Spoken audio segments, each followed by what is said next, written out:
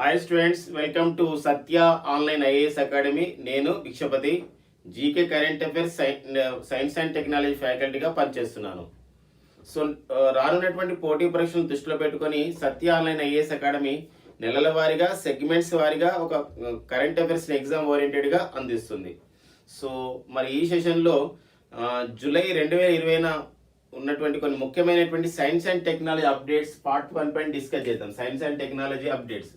So మనకి ఇక్కడ science and technology అప్డేట్స్లో మనకి స్పేస్ టెక్నాలజీ పైన, అంటే ఇక్కడ ఏంటంటే అంతరిక్ష పరిజ్ఞానం పైన, డిఫెన్స్ టెక్నాలజీ పైన, అంటే ఇక్కడ అణుశాస్త్ర పరిజ్ఞానం పైన, దాంతోపాటుగా ఎన్విరాన్మెంటల్ ఇష్యూస్ పైన, అంటే ఇక్కడ పర్యావరణ విషయాల పైన, ఇంకా ఇన్ఫర్మేషన్ టెక్నాలజీ సమాచార సాంకేతిక విషయం పైన, ఆర్టిఫిషియల్ ఇంటెలిజెన్స్ అంటే ఇక్కడ మనకి రోబోస్, ఆర్టిఫిషియల్ ఇంటెలిజెన్స్ అంటే ఇక్కడ కృత్రిమ మేధస్సు పైన, సో ఇలాంటి అన్ని అంశాలపైన మనం ఇందులో డిస్కస్ చేద్దాం.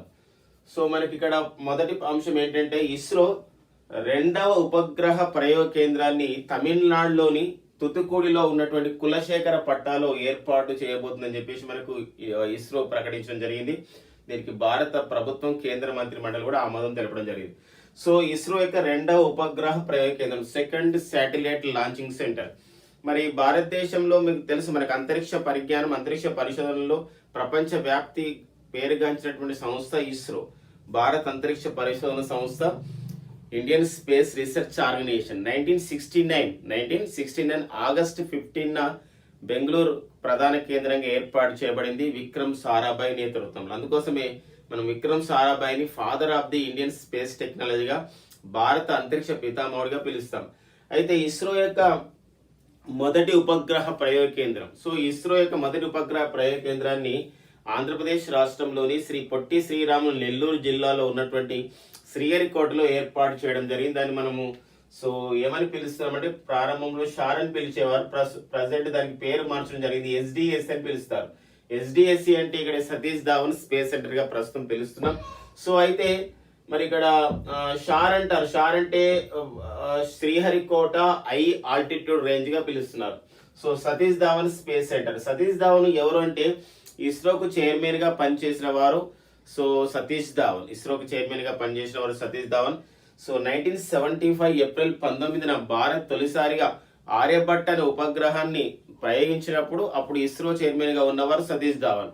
సో మరి ఇస్రోకి భారత్ అంతరిక్ష పరిజ్ఞానానికి ఒక మొదటి విజయాన్ని అందించిన వారిలో ప్రముఖులుగా మనం సతీష్ ధావన్ గారిని పిలుస్తాం. అందుకోసమే సతీష్ ధావన్ జ్ఞాపకార్థం ఈ యొక్క శ్రీహరికోటలో ఉన్నటువంటి శ్రీహరికోట హై ఆల్టిట్యూడ్ రేంజ్ కు సతీష్ ధావన్ స్పేస్ సెంటర్ గా పేరు పెట్టడం జరిగింది.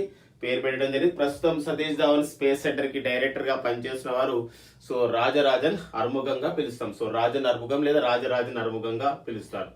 నెక్స్ట్ పాయింట్ ఫ్రెండ్స్, ఇస్రో పైన విషయం ఇది. ఇస్రో ఇక్కడ మనకి శ్రీహరికోటలో లాంచింగ్ సెంటర్స్ ఉన్నాయి, అంటే 2 లాంచింగ్ ప్యాడ్స్ ఉంటాయి.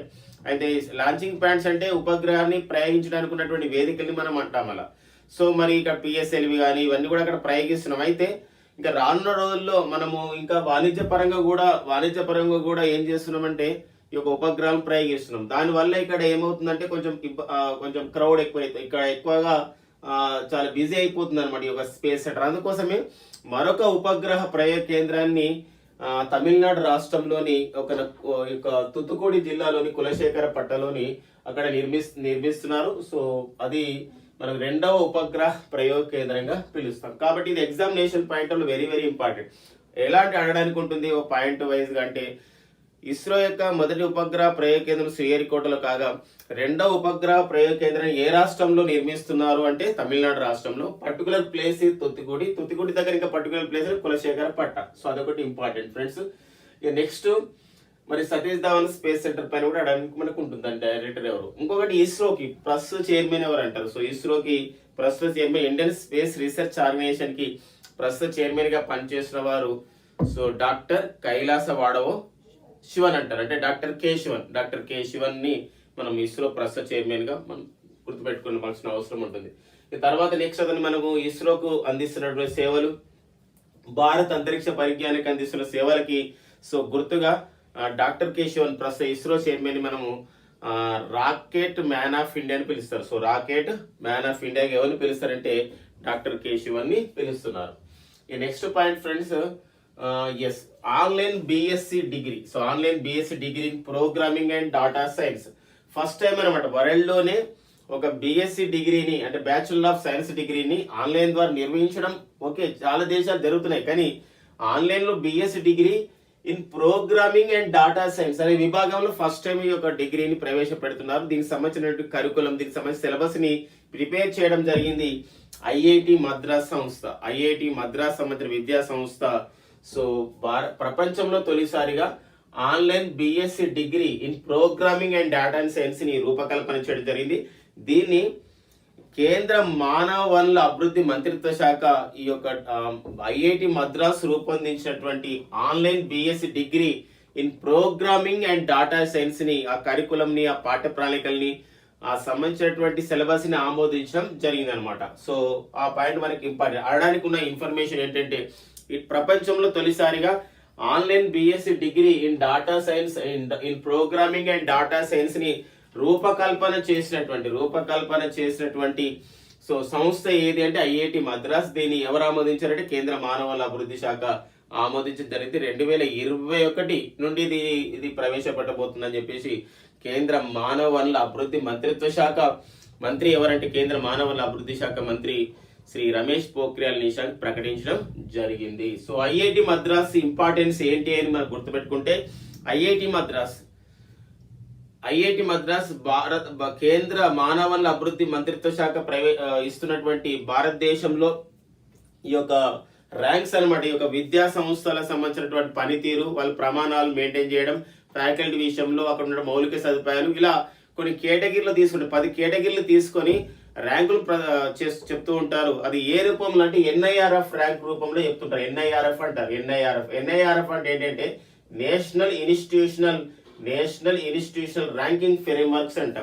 National institutional ranking framework. So భారతదేశంలో 2020 ఎన్ఐఆర్ఎఫ్ ర్యాంకింగ్ లో మొదటి స్థానంలో ఉన్నటువంటి విద్యా సంస్థ ఏదంటే ఐఐటి మద్రాస్. మొదటి స్థానంలో విద్యా సంస్థ ఐఐటి మద్రాస్. సో ఆ పాయింట్ గుర్తుపెట్టుకోండి. నెక్స్ట్ పాయింట్ ఫ్రెండ్స్, మరొకటి సైన్స్ అండ్ టెక్నికల్ అప్డేట్స్ లో మనకు మరొక అంశం ఏంటంటే ఇటీవల కాలంలో కొందరు భారతదేశానికి చెందినటువంటి క్రీడాకారులు, పర్టికులర్ గా వెయిట్ లిఫ్టర్స్ కానివ్వండి, కొందరు స్ప్రింటర్స్ అంటే రన్నర్ కానివ్వండి, కొందరు ఆ క్రీడాకారులు ఏమవుతుందో తెలుసో తెలియకుండానో ఇక్కడ ఈ యొక్క యాంటీ అంటే డ్రగ్స్ అంటే ఉత్ప్రేరకాలంట. మనం ఇక్కడ ఈ యొక్క డ్రగ్స్ అండ్ ఈ యొక్క ఆటలలో వాళ్ళు మరింతగా ప్రభావితం చూసే విధంగా డ్రగ్స్ వాడుతున్నట్టు మనకు తెలుస్తుంది. సో అంటే అది దానివల్ల ఏమవుతుందంటే ఒక డోపింగ్ టెస్ట్ లో వాటి పట్టుబడుతున్నారు. దానివల్ల వాళ్ళు 4 years అలా ఆ క్రీడ నుండి వాళ్ళు బహిష్కరణ కాబడుతున్నారు, బ్యాన్ చేయబడుతున్నారు. అలా కాకూడదు. ఎందుకోసం అంటే క్రీడాకారులకు తెలియదు కొన్ని విషయాలు, ఈ డ్రగ్స్ తీసుకోకూడదు, ఈ మందులు తీసుకోకూడదు తెలియదు. అలా తెలుసుకునే విధంగా భారత క్రీడా మంత్రిత్వ శాఖ, కేంద్ర క్రీడా మంత్రిత్వ శాఖ ఒక యాప్ను ప్రారంభించింది. దాని పేరు ఏంటంటే నాడా ఇండియా యాప్ అంటారండి. నాడా ఇండియా యాప్. ఈ నాడా ఇండియా యాప్ని ఎవరైతే క్రీడాకారులు డౌన్లోడ్ చేసుకుంటారో, ఆ డౌన్లోడ్ చేసుకుంటే వాళ్ళు సో వాళ్ళు ఏం తీసుకోవాల్సింది పదార్థాలు కానీ మెడిసిన్స్ కానీ ఏమైనా ఉంటే అవి ఉత్ప్రేరకాలు కాకుండా, డ్రగ్స్ కాకుండా, అవి నిషేధిత డ్రగ్స్ కాకుండా ఏదైతే నిషేధం లేని డ్రగ్స్ తీసుకోవడానికి ఉంటుంది అనమాట. అది నాడా ఇండియా యాప్ యొక్క ఉద్దేశం. అంటే టు అవేర్నెస్ ఎవరికి ఇస్తుంది ఈ యొక్క అవగాహన అంటే క్రీడాకారులకు ఉపయోగపడుతుంది. ఎందుకోసం అంటే క్రీడాకారులు కావాలని కొందరు ఒకసారి డ్రగ్స్ తీసుకోరు, అది అనుకోకుండా జరుగుతుంది అనమాట ఆ ప్రక్రియ ఇది. సో కానీ అది నిషేధిత ఉత్ప్రేరకంలో ఉంటుంది. దాన్ని నిషేధిత ఉత్ప్రేరకలు వాడద్దంటే ఫస్ట్ ఆఫ్ ఆల్ అవేర్నెస్ ఉండాలనే ఉద్దేశంతోనే ఈ నాడా ఇండియా యాప్ నాడా వాళ్ళు అంటే భారత కేంద్ర మంత్రిత్వ శాఖ పరిధిలో పనిచేస్తున్నటువంటి క్రీడల మంత్రిత్వ శాఖలో పనిచేస్తున్నటువంటి నాడా ఇండియా యాప్ ని ప్రారంభించింది. నాడా అంటే అబ్రివేషన్ ఏంటంటే నేషనల్ యాంటీ డోపింగ్ ఏజెన్సీ అంట. నేషనల్ యాంటీ డోపింగ్ అంటే డోపింగ్ కాకుండా, అంటే డ్రగ్స్ వాడకుండా, సో నిషేధిత ఉత్ప్రేరకాలు వాడకుండా కృషి చేసే సంస్థని మనకి ఇక్కడ నాడా అంటారు. So NADA national anti doping agency అంటారు. వాడా అంటే వరల్డ్ యాంటీ డోపింగ్ ఏజెన్సీ. అయితే నాడాకి ప్రచారకర్తగా ఇలాంటి విషయాల్ని ప్రచారం చేయడానికి, నాడా చేపడుతున్న కార్యక్రమాల ప్రచారం చేయడానికి ఒక బాలీవుడ్ నటిని ప్రచారకర్తగా నియమించింది. అతనే సునీల్ శెట్టి. సో నాడా ప్రచారకర్తగా ప్రస్తుతం పనిచేసేవారు సునీల్ శెట్టి. సో అట్లా పాయింట్స్ మనకి ఇంపార్టెంట్ ఫ్రెండ్స్. నెక్స్ట్, ప్రపంచంలోనే ఒక అతిపెద్ద కాన్వలజెంట్ ప్లాస్మా థెరపీ సెంటర్ ని ఏర్పాటు చేసింది భారత ప్రభుత్వం. ఈ కాన్వలజెంట్ ప్లాస్మా థెరపీ అంటే ఇక్కడ ప్లాస్మా రోగులకు ఉద్దేశించింది. అంటే ప్లాస్మా రోగులు అంటే క్షమించండి ఫ్రెండ్స్, ఇక్కడ ప్లాస్మా రోగులు అనకుండా ఈ కోవిడ్-19 వ్యాధిగ్రస్తులు ఎవరైతే ఉన్నారో వాళ్ళకి ప్లాస్మా థెరపీ ఇస్తున్నారు.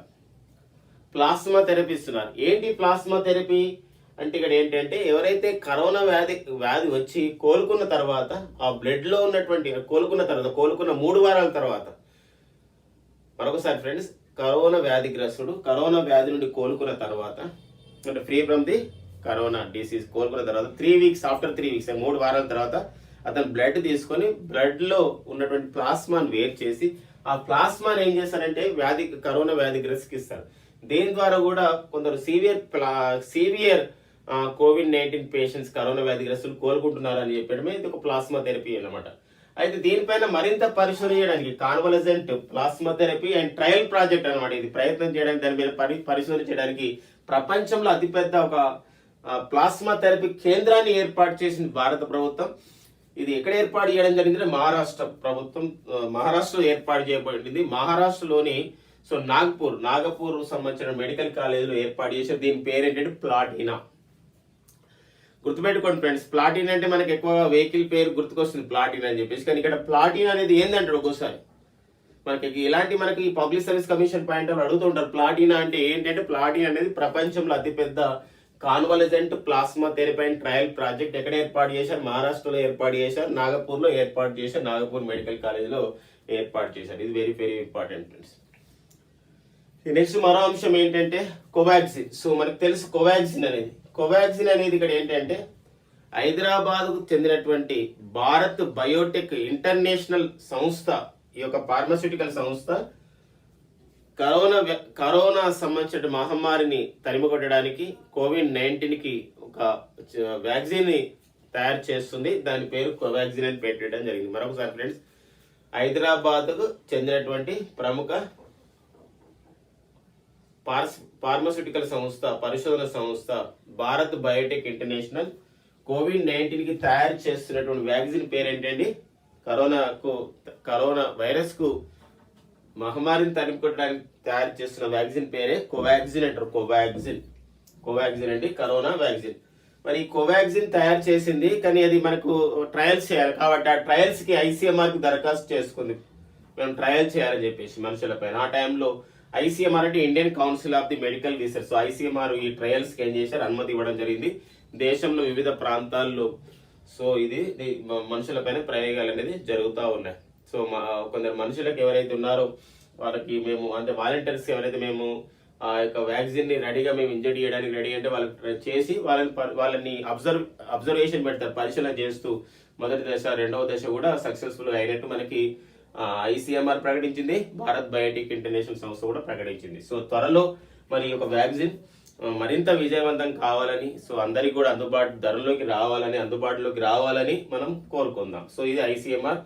కాబట్టి ICMR ఇటీవల కాలంలో ఎవరికి ఇట్లా అనుమతి ఇచ్చింది ట్రయల్స్ కి వ్యాక్సిన్ కి అంటే అది కోవాక్సిన్ కి. అది ఏ సంస్థ తయారు చేసిందంటే భారత్ బయోటెక్ ఇంటర్నేషనల్ సంస్థ తయారు చేసింది. మరి ఇక్కడ ICMR అంటే అబ్రివేషన్ ఏంటంటే Indian council of the medical research అని పిలుస్తారు. Indian council of the medical research. ప్రస్తుతం ICMR కి డైరెక్టర్ జనరల్ గా అధిపతిగా పనిచేస్తున్న వారు బలరాం భార్గవ. సో బలరాం భార్గవ పనిచేస్తున్నారు. సో పాయింట్ ఇంపార్టెంట్ అండి. ఈ మధ్యలో మరొకటి అండి, అమెరికా దేశంలో ఒక అత్యాధునికమైనటువంటి ఒక మోడర్న్ గా ఉన్నటువంటి, సో ఆధునికంగా ఉన్నటువంటి ఒక డిఫెన్స్ సిస్టమ్ ఉంది, ఒక రక్షణ వ్యవస్థ ఉంది. దాన్ని థాడ్ అంటారండి. చాలా సార్లు ఎగ్జామ్లు వచ్చింది, మళ్ళీ కూడా వస్తుందండి. ఎందుకోసం కొంచెం కాంట్రవర్షియల్ అయింది ఇది. ఎలా అంటే థాడ్ అనే ఒక డిఫెన్స్ సిస్టాన్ని అమెరికా ఏం చేసిందంటే దక్షిణ కొరియాకి ఇవ్వడం జరిగింది. ఈ థాడ్ అనే ఒక రక్షణ వ్యవస్థని, దీన్ని ఈ యొక్క అమెరికా దక్షిణ కొరియాకు, మరొకసారి ఫ్రెండ్స్, థాడ్ అనే ఒక రక్షణ వ్యవస్థని అమెరికా దక్షిణ కొరియాకి ఇచ్చింది. ఎప్పుడైతే అమెరికా దక్షిణ కొరియాకి ఈ వ్యవస్థని, ఈ యొక్క రక్షణ వ్యవస్థను అందించిందో అప్పుడు నార్త్ కొరియా దీన్ని తీవ్రంగా అబ్జెక్షన్ చేసింది, తీవ్రంగా ఆక్షేపించింది, తీవ్రంగా అమెరికా నిర్ణయాన్ని వ్యతిరేకించింది. సో ఈ నేపథ్యంలో థాడ్ అనేది ఏదంటాడు? థాడ్, THAAD, థాడ్ అంటే ఒక రక్షణ వ్యవస్థ, అమెరికా దేశం చెందింది. సో థాడ్ యొక్క అబ్రివేషన్ ఉంది my dear friend, terminal high altitude area defence system. మరొకసారి థాడ్ అంటే terminal high altitude area defence system అంటారు. థాడ్ అంటే terminal high altitude area defence system గా పిలుస్తామన్నమాట. సో ఇదండి థర్డ్ అంటే. నెక్స్ట్ పాయింట్ ఫ్రెండ్స్ మనకి నెక్స్ట్ పాయింట్ ఏంటంటే ఇక్కడ మరొకటి 1000 పడకల కోవిడ్-19 హాస్పిటల్ ని భారతదేశం తొలిసారిగా ప్రారంభించుకున్నటువంటి రాష్ట్రం ఢిల్లీ రాష్ట్రం. సో ఢిల్లీలో ఈ 1000 పడకలు అంటే 1000 మంది ఒక కోవిడ్-19 పేషెంట్స్ ఒక ప్రాంతంలో ఉండి చికిత్సను తీసుకునే విధానం అనమాట. అంత పెద్ద హాస్పిటల్ని ఒకటి అంటే ఒక ఏం చేశారంటే ఒక సంబంధించినటువంటి ప్రాజెక్టుగా ఒక పైలట్ ప్రాజెక్ట్గా తీసుకున్నారు. వేగంగా చేశారు, స్పీడ్గా చేశారు, అది నిర్మించడం జరిగింది అనమాట హాస్పిటల్. ఇది అంటే ప్రపంచంలో చాలా దేశాలు ఈ కోవిడ్-19 వచ్చినప్పుడు పెద్ద ఎత్తున ఈ యొక్క చాలా స్పీడ్గా వేగంగా ఈ యొక్క కన్స్ట్రక్షన్ చేశారు ఇలాంటి హాస్పిటల్ని. మనం కూడా ఆ కోవకి అలా రికార్డు గురించి కాకుండా సౌకర్యాలతో మనం నిర్మించినట్టు చెప్పడం జరిగింది. సో 1000 పడకల కోవిడ్-19 హాస్పిటల్ని ఢిల్లీలో నిర్మించారు. దీన్ని ఢిల్లీ లెఫ్టినెంట్ గవర్నర్ అయినటువంటి అనిల్ బైజాల్ దీన్ని ప్రారంభించడం జరిగింది. సో ఢిల్లీ ముఖ్యమంత్రి అరవింద్ కేజ్రీవాల్ కూడా ఈ కార్యక్రమంలో పాల్గొన్నారు. అయితే ఇలా ఇంపార్టెంట్ ఇన్ఫర్మేషన్ ఏంటంటే ఈ 1000 పడకల కోవిడ్-19 హాస్పిటల్లో ఐసీయూ కేంద్రాన్ని కూడా ఏర్పాటు చేయడం జరిగింది. ఐసీయూ అంటే ఇంటెన్సివ్ కేర్ యూనిట్ అంటారు ఐసీయూ. సో ఐసీయూ సెంటర్ కూడా ఏర్పాటు చేశారు. సో ఈ ఐసీయూ సెంటర్ కి ఎవరి పేరు పెట్టడం జరిగిందంటే జూన్ 15, 2020 గాల్వన్ లోయలో భారత్ చైనా దేశాల మధ్య సైనికుల మధ్య జరిగిన ఘర్షణలో సో వీరమరణం పొందినటువంటి మన భారత సైనికుల్లో 20 మందిలో ఒకరైనటువంటి కల్నల్ సంతోష్ బాబు పేరు పెట్టడం జరిగింది. సో కల్నల్ సంతోష్ బాబు కాబట్టి ఒక్కోసారి అడగడానికి ఉంటుంది, అతను మన జ్ఞాపకార్థం చేయడం జరిగింది కాబట్టి. సో 1000 పడకల కోవిడ్-19 హాస్పిటల్లో ఐసీయూ కేర్కి ఎవరి పేరు పెట్టడం జరిగిందంటే కల్నల్ సంతోష్ బాబు పేరు పెట్టడం జరిగింది. సో ఆ పాయింట్కి ఇంపార్టెంట్ ఫ్రెండ్స్. నెక్స్ట్ మరొక అంశం ఇక్కడ సైన్స్ అండ్ టెక్నికల్ అప్డేట్స్ లో అంతరిక్ష పరిజ్ఞానం పైన ఏంటంటే ఇక్కడ మనకు తెలుసు ఫ్రెండ్స్, మామ్ అంటారు, మార్స్ ఆర్బిటర్ మిషన్, మంగళయాన్ అని పిలుస్తాం. 2013 నవంబర్ 1న భారత అంతరిక్ష పరిశోధన సంస్థ మంగళయాన్ ప్రయోగం చేసింది. సెప్టెంబర్ 24, 2014న సో ఈ సంబంధించినటువంటి మంగళయాన్ ఏమైందంటే అంగారక గ్రహ కక్షలోకి వెళ్ళింది. మరొకసారి ఫ్రెండ్స్ గుర్తుపెట్టుకోండి, ఇక్కడ మంగళయాన్ అంగారక కక్షలోకి ఎప్పుడు లేదని చాలాసారి అడిగాడు. మంగళయాన్ అంటే భారత అంతరిక్ష పరిశోధన సంస్థ చేసినటువంటి మంగళయాన్ ప్రయోగం అనేది అంగారక గ్రహ కక్షలోకి ఎప్పుడు వెళ్ళిందంటే అది సెప్టెంబర్ 24, 2014. ఎప్పుడు పంపించారంటే నవంబర్ 5, 2013. సో ఆ పాయింట్ ఇంపార్టెంట్. అయితే నెక్స్ట్ పాయింట్ ఫ్రెండ్స్, ఇక్కడ మరి మార్స్ ఆర్బిటర్ మిషన్ లో ఒక తిరుగుతున్న మంగళయాన్లో ఎంసీసీ అని ఉంది, అంటే మార్స్ కలర్ కెమెరా అంటారు. ఈ ఎంసీసీ సాయంతో కక్షలో తిరుగుతున్నటువంటి ఎంసీసీ సాయంతో ఈ యొక్క మామ్లోని ఎంసీసీ సాయంతో అంగారక గ్రహ చంద్రుడిగా పిలుస్తున్నటువంటి పోబోస్ అంటారు. అంగారక గ్రహ కక్షలో అంగారక గ్రహము సంబంధించినటువంటి ఒక మనకి చంద్రుడిని ఏమని పిలుస్తారంటే పోబోస్ అంటారు. సో ఆ పోబోస్ ని ఎంసీసీ ఏం చేసిందంటే ఫోటో తీసింది అనమాట. ఇది ప్రపంచంలో ఏ అంతరిక్ష పరిశోధన సంస్థ కూడా ఇంత అద్భుతంగా ఫోటో తీయాలి, అందుకోసమే గుర్తుంది అనమాట. ఇది ఇటీవల కాలంలో ఏ దేశానికి చెందినటువంటి అంతరిక్ష పరిశోధన సంస్థ పంపించినటువంటి మిషన్ ఏదైతే అంగారక గ్రహ మిషన్ ఉందో ఒక పోబోస్ని అద్భుతంగా చిత్రీకరించిందంటే మార్స్ ఆర్బిటర్ మిషన్ భారతదేశం చెందింది. దేని సాయంతో ఫోటో తీసిందంటే ఎంసీసీ అంటే ఇక్కడ మార్స్ కలర్ కెమెరాగా అంటాం. ఇక నెక్స్ట్ పాయింట్ ప్లస్ ఢిల్లీలో ఈ యొక్క సంబంధించినటువంటి ఇన్ఫర్మేషన్ టెక్నాలజీని అందరికీ అందుబాటులో తీసుకురావడం, అంతేకాకుండా ఢిల్లీలో సో ఈ కోవిడ్-19 కారణంగా కొందరు ఉద్యోగాలని సంబంధించినటువంటి కారణంగా పోగొట్టుకోవడం, వారికి ఉపాధి కావాలి.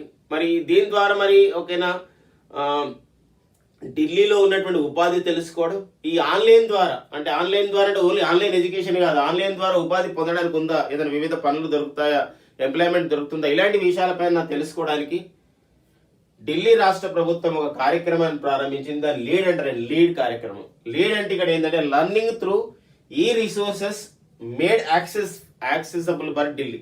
మరొకసారి లీడ్ అంటే learning through E resources made accessible for the Delhi అని చెప్పి ఒక కార్యక్రమాన్ని ప్రారంభించడం జరిగింది. సో ఇది లీడ్ ఏ కార్యక్రమాన్ని ప్రారంభించిన రాష్ట్రం ఏదైనా ఢిల్లీ.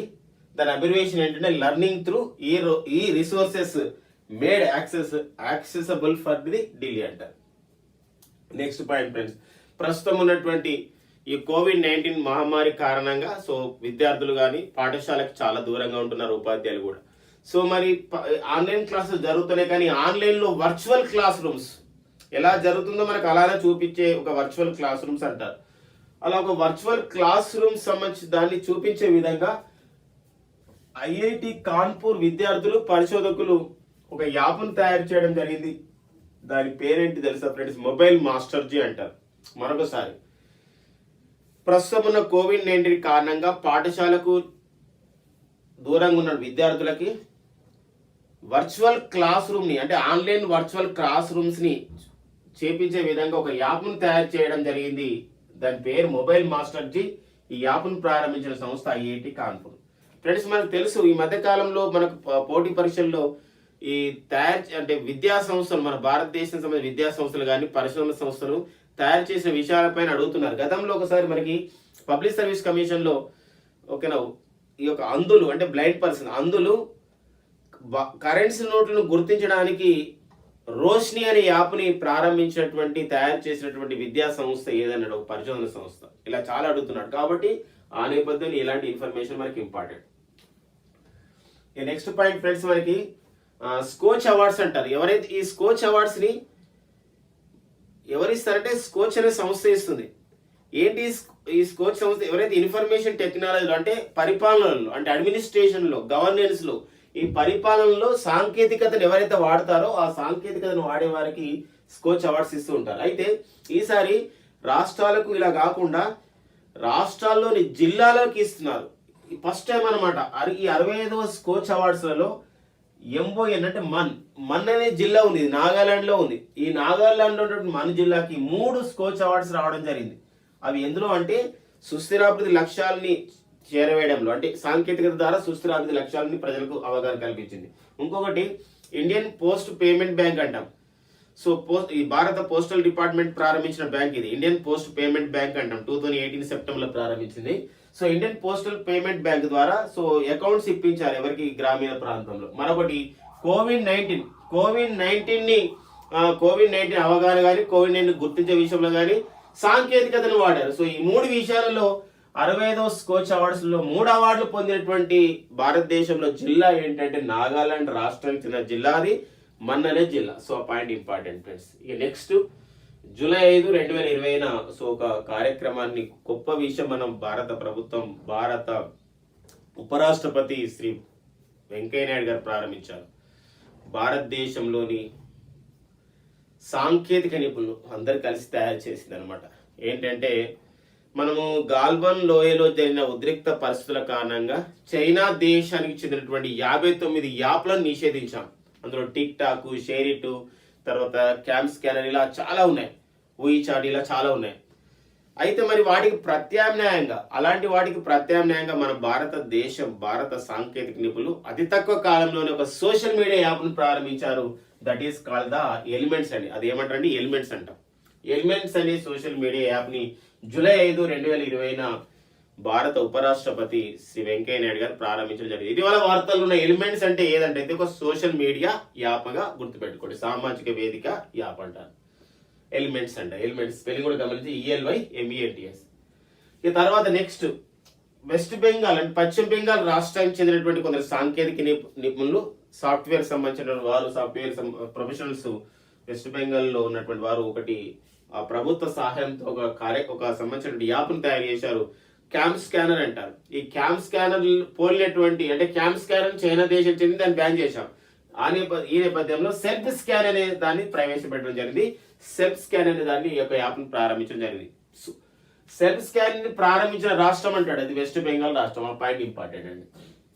నెక్స్ట్ భారతదేశంలో ఆర్టిఫిషియల్ ఇంటెలిజెన్స్ అంటే కృత్రిమ మేధస్సుని మరింత అభివృద్ధి చేయడం, వాటి పరిశోధన చేయడం ఇలాంటి విషయాలలో అమెరికా దేశంలోని కాలిఫోర్నియా ప్రాంతానికి చెందినటువంటి అమెరికాలోని కాలిఫోర్నియాలో ఉన్నటువంటి సంస్థ ఏదంటే NVIDIA. ఈ NVIDIA అనే సంస్థ హైదరాబాద్ లో ఉన్నటువంటి IITతో ఒక ఒప్పందం చేసుకోవడం జరిగింది. భారతదేశంలో ఆర్టిఫిషియల్ ఇంటెలిజెన్స్ అభివృద్ధి చేసుకోవడానికి IIT Hyderabad NVIDIA artificial intelligence research centre ని హైదరాబాద్ నెలకొల్పారు. అయితే మరి ఎన్విఐడియా అనేది ఎవరిది అంటే ఎన్విఐడిఐఏ ఏదంటే ఏ సంస్థ అంటే అమెరికా దేశానికి చెందినటువంటి సంస్థ అనమాట. ఈ నెక్స్ట్ పాయింట్ ఫ్రెండ్స్, ఒడిశా రాష్ట్రం ఒక సాంకేతిక అంటే స్పేస్ టెక్నాలజీని ఇన్ఫర్మేషన్ టెక్నాలజీ సంయుక్తంగా వాడుకొని అక్కడ ఉన్నటువంటి భూమిని ల్యాండ్ని కాపాడుకోవడం. ఎందుకోసం ల్యాండ్ ఒక్కొక్కసారి ఏమవుతుందంటే దాన్ని ఆక్యుపై చేయడం జరుగుతుంది ఒక సంబంధించిన వాళ్ళు. సో ఆ నేపథ్యంలో అలా కాకుండా ఆక్యుపై కాకుండా వేరే వాళ్ళు ఆక్రమణ చేయకుండా బ్లూస్ అనే కార్యక్రమాన్ని ఒడిశా ప్రభుత్వం ప్రయోగాత్మకంగా ప్రారంభించింది. స్పేస్ టెక్నాలజీ మరి ఇన్ఫర్మేషన్ టెక్నాలజీ. మరి బ్లూస్ అంటే Bhubaneswar land using information system అని చెప్పేసి అంటాం అనమాట. బ్లూస్ అంటాం. బ్లూస్ అనే కార్యక్రమం ఏ రాష్ట్రం ప్రారంభించింది? ఒడిశా రాష్ట్రం. ఇది భూమి ఆక్రమణ కాకుండా space technology information technology use చేసుకుని కాకుండా చేస్తారు. మరొకటి ఫ్రెండ్స్ ఇక్కడ ఇంకొకటి ఏంటంటే ఇక్కడ 5 AH-64E అపాచీ హెలికాప్టర్స్ అంటారు. అంటే భారత్ అమెరికా మధ్య అంటే ఇక్కడ అమెరికా భారత్ అమెరికా నుండి కొనుగోలు చేశాం ఏది AH-64E అపాచీ హెలికాప్టర్. ఈ ఒప్పందంలో భాగంగా జూలై 2020లో 5 ఈ AH-64E అపాచీ హెలికాప్టర్స్ ని భారత్ కు అప్పచెప్పింది ఎవరండి? అమెరికా. సో ఇటీవల కాలంలో భారత్ ఏ దేశం నుండి AH-64E అపాచీ హెలికాప్టర్స్ కొనుగోలు చేసిందంటే అది ఏ దేశం నుండి అంటే అది అమెరికా దేశం నుండి కొనుగోలు చేయడం జరిగింది. ఇక మరొకటి ఫ్రెండ్స్, ఇక DRDO ఒక సాఫ్ట్వేర్ ని ప్రారంభించింది. అది ఏంటంటే ఈ కోవిడ్-19 పేషెంట్స్ ని గుర్తించడం, వాళ్ళని మేనేజ్మెంట్ చేయడం, ఎవరైతే అలాంటి విషయంలో ఒక సంపర్క్ అని చెప్పేసి ఒక సంబంధించినటువంటి సంపర్క్ అనే పేరుతో ఒక సాఫ్ట్వేర్ ని ప్రారంభించింది. ఈ సంపర్క్ ద్వారా ఈ ఒక సాఫ్ట్వేర్ ద్వారా అబ్జర్వేషన్ మనకు చెప్తుంది అండి ఏం చేస్తుందో. Sampark software smart automated management of patients and risk చుట్టుపక్కల ఎవరైనా పేషెంట్స్ హెచ్చరిస్తుంది. పేషెంట్స్ ఎవరైనా ఒక్కోసారి వాళ్ళు కావాలని బయటికి వెళ్ళారనుకోండి, అలాంటి సంపర్క్ సాఫ్ట్వేర్ వేసారనుకోండి, వాళ్ళు మనం ఐడెంటిఫై చేయడానికి కూడా చుట్టుపక్కల వాళ్ళకి ఉంటుంది అనమాట. మనం కూడా ఆ సాఫ్ట్వేర్ డౌన్లోడ్ చేసుకోవాల్సి ఉంటుంది. సో ఇది DRDO తయారు చేసిన సంపర్క్ సాఫ్ట్వేర్ యొక్క అబ్రివేషన్ ఏంటి? దాని ఉద్దేశం ఏంటంటే ఇక్కడ smart automated management of patients and risk అని అంటాం. Very important friends. ఇది మోస్ట్ ఎక్స్పెక్టెడ్ గా చెప్పుకోవచ్చు అండి. ఎగ్జామ్ పాయింట్ ఆఫ్ ఇంపార్టెంట్, మనకు నిజ జీవితం కూడా ఇంపార్టెంట్. సంపర్క్ అనేది 2 ఉంటుంది. బార్డర్స్ రోడ్స్ ఆర్గనైజేషన్ ఉంటుంది. అంటే ఈ యొక్క సరిహద్దు ప్రాంతాల్లో నిర్మాణాలు చేస్తుంది. ఒక సంబంధించిన జాతీయ రహదారులు కట్టడం కానీ వంతెనలు కానీ నిర్మాణం చేస్తూ ఉంటుంది. అది బార్డర్ రోడ్స్ ఆర్గనైజేషన్ అంటాం. బార్డర్ రోడ్ ఆర్గనైజేషన్ కూడా జమ్మూ కాశ్మీర్లో ఈ యొక్క సరిహద్దులో బ్రిడ్జెస్ కట్టడానికి ప్రారంభించిన కార్యక్రమం అది ప్రాజెక్ట్ సంపర్క్. ఇదేంటండి? సంపర్క్ DRDO సంపర్క్ అనేది ఒక సాఫ్ట్వేర్. ప్రాజెక్ట్ సంపర్క్ అనేది బార్డర్స్ రోడ్ ఆర్గనైజేషన్. వాళ్ళు బార్డర్ లో సరిహద్దులో ఒక నిర్మాణాలు చేయడానికి వంతెనలు కానీ తర్వాత రహదారుల నిర్మాణాన్ని ప్రారంభించి ప్రాజెక్ట్ సంపర్క్. ఇది సంపర్క్ సాఫ్ట్వేర్ DRDO ప్రారంభించింది. DRDO అంటే డిఫెన్స్ రీసెర్చ్ డెవలప్మెంట్ ఆర్గనైజేషన్. 1958 ఏర్పాటు చేయబడింది. ప్రస్తుతం DRDO చైర్మన్ గా పనిచేస్తున్న వారు తెలుగు వాడైనటువంటి డాక్టర్ జి సతీష్ రెడ్డి గారు. Next point friends, IIT Kanpur సంస్థ ఎక్కువ ప్రాంతాల్లో అంటే చాలా లార్జ్ ఏరియాస్ లో అల్ట్రా వైలెట్ రేస్ తో ఈ యొక్క శుద్ధి చేయడం అంటే డిస్ఇన్ఫెక్షన్ చేయడం అంటే సూక్ష్మజీవ రహితం చేయడానికి అల్ట్రా వైలెట్ అతినీల కిరణాలతో చేయడానికి ఒక శానిటైజర్ వ్యవస్థ యూవి శానిటైజర్ తయారు చేసింది. దట్ ఈస్ కాల్డ్ ద శుద్ధ్ అంటారు. ఐఐటి కాన్పూర్ సంస్థ ఎక్కువ ఏరియాలు పాఠశాల అంటే రానున్న రోజుల్లో పాఠశాలలు స్టార్ట్ అవుతాయి. రానున్న రోజులు ఇంకా మొత్తం వ్యవస్థ మళ్ళీ గాడిన పడే అవకాశం ఉంటుంది 100%.